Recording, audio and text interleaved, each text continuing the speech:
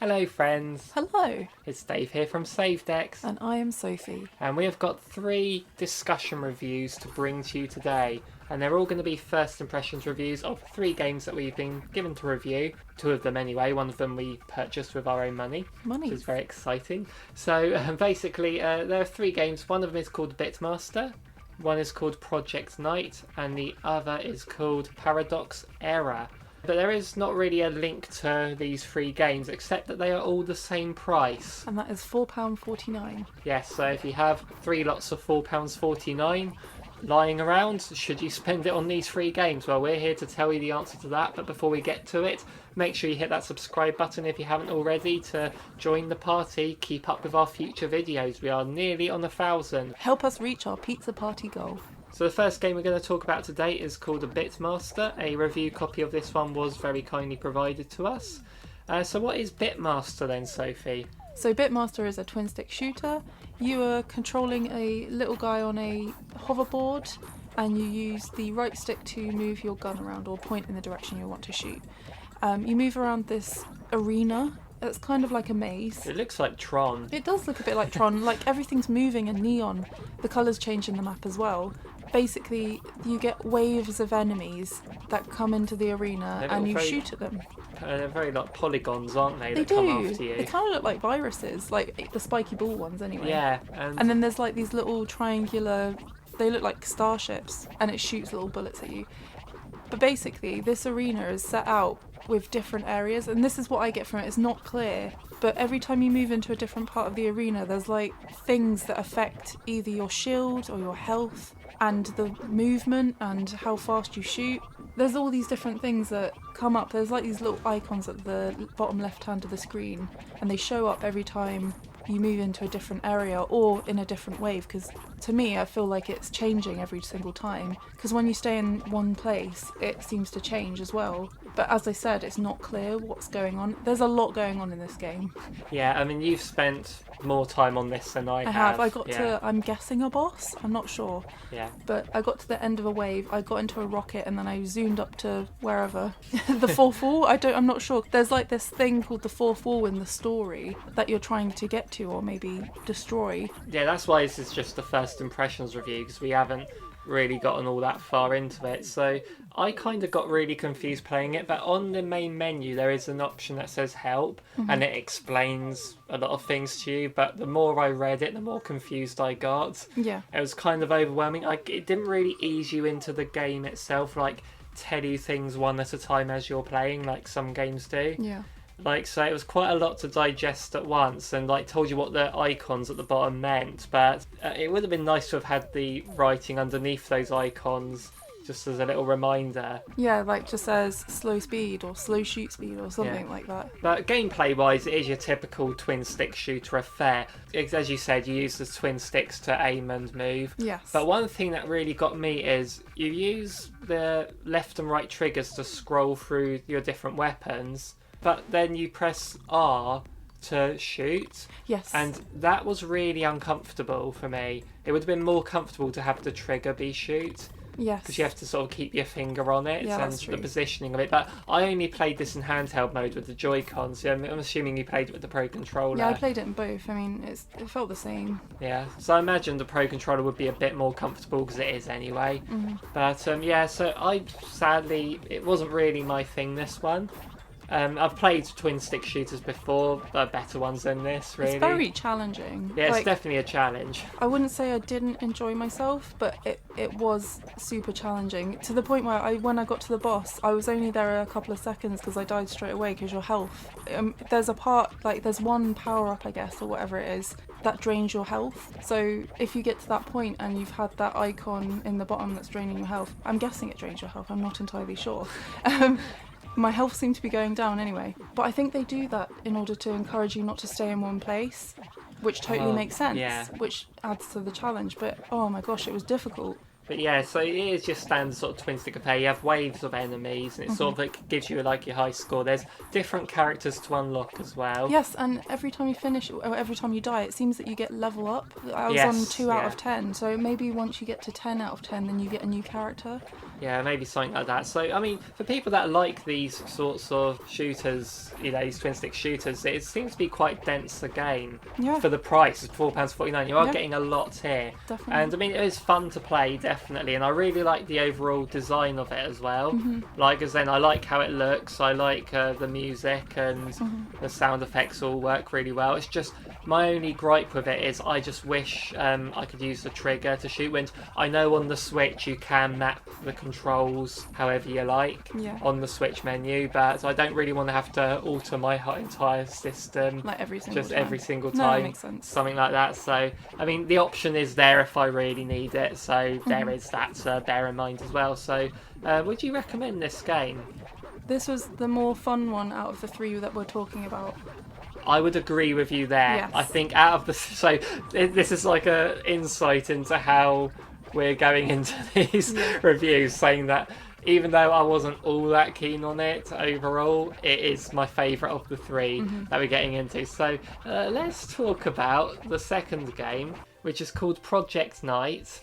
Now, this game, I actually bought this game myself, and it's because the publisher released a game just last month called Route Me Mail and Delivery Co., which I did a live stream and I did a review of, and I really liked it. And based on the fact it was low in price, it's obviously £4.49, and same publisher, I thought, wow, I'm going to give this a go. It looks pretty cool. So what this one is, Project Night, it sort of takes place in a knight's dream who dreams about this island, full of death traps and stuff. Yeah. And what it really is, it's a collectathon. You start off on this island with sort of like ruins of a castle, and you have to go around finding coins. That's all fine.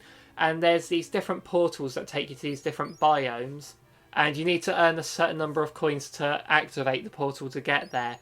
And I really love that sort of thing. I love collectathons. I like the idea of collecting things to open up different areas. Yes. So like Spyro, when you collect the gems for money bags, I really like that aspect of it. So when I saw that was part of it, I was like, oh, that's pretty cool. Even like Banjo-Kazooie, collecting the notes to open doors, things like that. I love that sort of thing, and it's it has sort of like a Zelda-y, like a dreaming about an island, Zelda, top-down Zelda. Yeah. So, and you can move the camera freely. I'm glad of that, because the isometric look wouldn't have suited it with all the different walls. I had to keep adjusting it, so that being an option was great. But what I will go into as to why I didn't really enjoy this game overall is there's combat in this game, and the combat really didn't work all that well. I noticed that there was it seemed to be no sort of skill with it. You just hold the button and stand near them, but then they're attacking you and there's no dodge, and it just seems to be a very odd, weird way of combat. Speaking of weird ways of combat, you basically press the Y button to get your sword out. Yeah. But then the Y button is to put your sword away as well.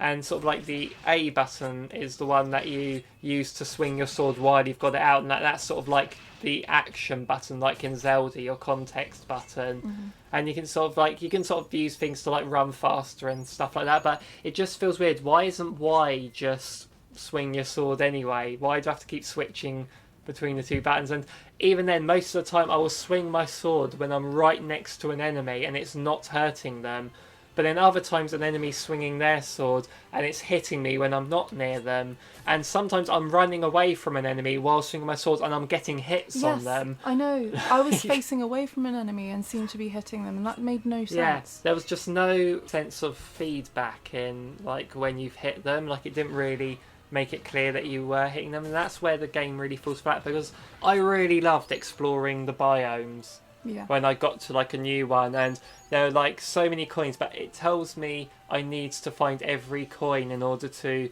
get to the boss.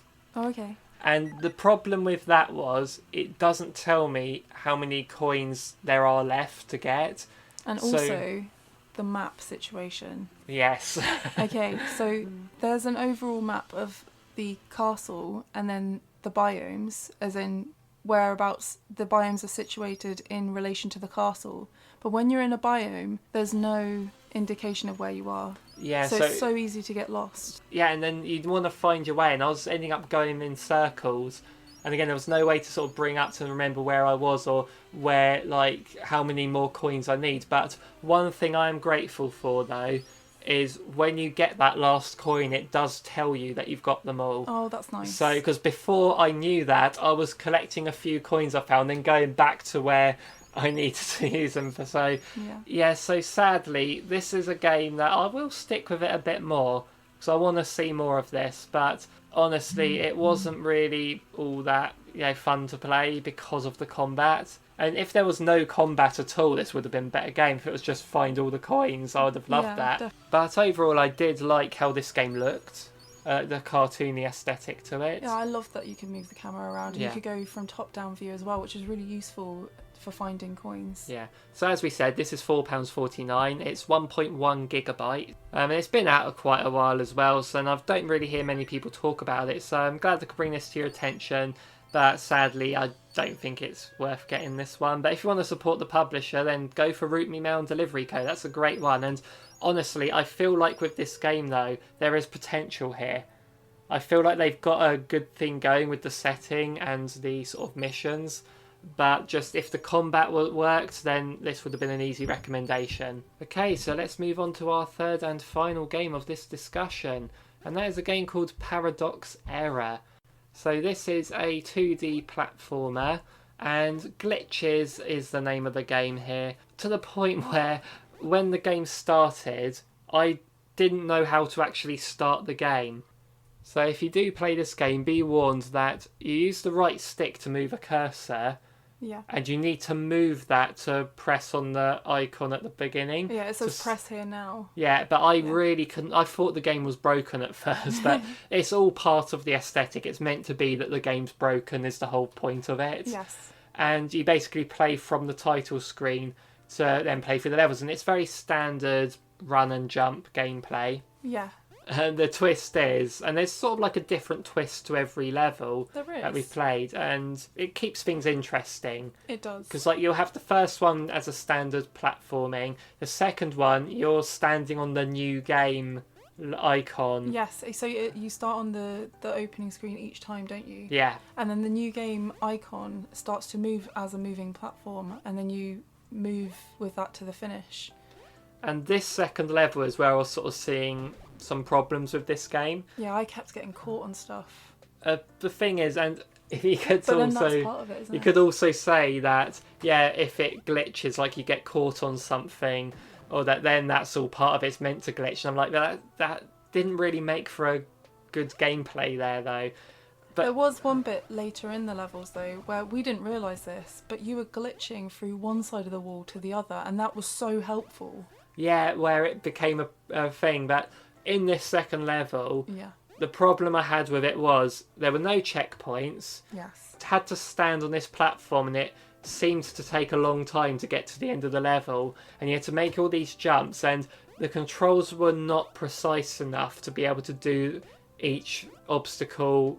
Like, not obviously you weren't expected to do it first try, but once you've worked out how to do it, you need to do it perfectly each time, and the controls just don't lend themselves to that. And there's this one point where you have to jump on this platform and run really quickly along these platforms to get to the other end before the platform moving gets there. Well. And if you miss that, you have to just die and start again. And they're really long levels. And it takes a long time to get there, and it was such a harsh punishment. It is. But then you'll have like simpler things, like one point the controls are opposite and things like that, and which is quite fun. Which is fun, yeah. I mean, it adds something. Another one, like I think your character's upside down or something like that. Yes. And it's little things like that. There's something different about each level, which is great to see. But then there was this one level which we'll put out we won't show the footage, but we'll put out a warning, where there's this glitchy thing chasing you. Yes, and it completely makes the screen go into this, I can't even... flashing. Yeah, sort of like, static on a TV. And the problem we had with this one was there was no epilepsy warning for this game when we turned it on. There wasn't, which I think is really important with a game that's going to exhibit stuff like that. Yeah, and so we'll put out a warning to people now. If you're going to play this game, be warned that there are flashing images in this. And it was hurting my eyes, and I Yeah. don't suffer for anything like that. But yeah, there's some levels that are vertical, and you've got to sort of jump up a wall to jump higher. And you Yeah, and sort it of, drags you up. There's like one level where you're being dragged up by the side of the wall when you jump Yes, next to and the wall. the game doesn't really, you have to sort of work things like that out for yourself. Yeah. And it was never really consistent in how it controlled, I found, as well. No, and yeah, like the what we said about the wall jumping. But the thing is, part of the description of the game is to use the glitches to your advantage. So I'm thinking these are all like on purpose. Yeah, I have no doubt that it was on purpose, but still, I couldn't really get that into it. But it is. It even says hardcore and difficulty. I absolutely agree with that. Oh, definitely, yeah. Super hardcore. But when it says fair enough to encourage repeated play, I don't agree with that. if there was checkpoints, maybe. Yeah, if there was checkpoints, or if the controls were more consistent, then yes, I'd agree with it. And I do agree, it is an exercise in trial and error. You know, it took me a few times to get past some areas. But the level that I got up to, which is why this is only a first impressions one, was like this maze. And I worked out where the exit was, and I couldn't open the gate to get there. And then I found this switch that I pressed, and it didn't seem to do anything or tell me what it was it did.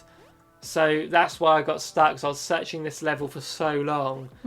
And I just couldn't find where to go, and so that's why I just sort of gave up. But the thing is, I might be wrong here, but there was no way to save the game. Yes. Even though there's an option to load game, Yeah. you can't do that. And If so anyone knows how you save the game, please tell us. please tell us. But every time I've played this game 3 times now, and every time I had to start from the very beginning, and it really wasn't that enjoyable for me. I did enjoy it, but having no checkpoint in the middle of these long levels and then dying and then having to do it again, you die at like it's way too much to progress, and it makes you frustrated. And that's what games do and challenger games should do. Yeah. But it was annoying. Yeah, so it's £4.49 as well, this one. So I'd have a think about this one if you like 2D platformers with, you know, glitch art. If that's your sort of thing, then Certainly a memorable game, it is. definitely.